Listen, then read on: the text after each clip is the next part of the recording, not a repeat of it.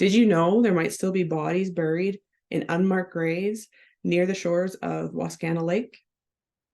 This is definitely one of the most unusual stories that I've heard about Regina's past while I was creating the YQR Haunts PDF, which is a guide to Regina's most haunted and some of the ghosts that live here. Back in the 1880s, Ontario had decided that Regina, which was fairly new back then, needed a jail and asylum to cover the Northwest Territories. Now, remember that back then, the Northwest Territories was considered a lot of Western Canada, so Saskatchewan, Alberta, etc. Now, unfortunately for them, they didn't plan it very well, as they decided to construct it on the north shore of Wascana Lake, which doesn't really hold really big, heavy buildings very well without proper foundations and things.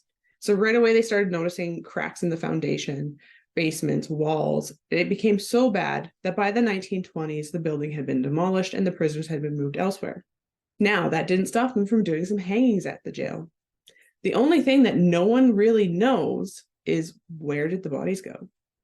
They weren't taken to the Regina Cemetery, and there's at least 3 hangings that happened at the Regina jail at the north shore of Wascana Lake that we don't know where the bodies are.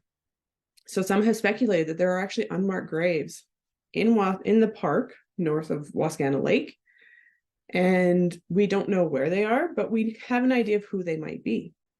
So could there be unmarked graves underneath the walking paths and trees that is on the north shore of Wascana Lake?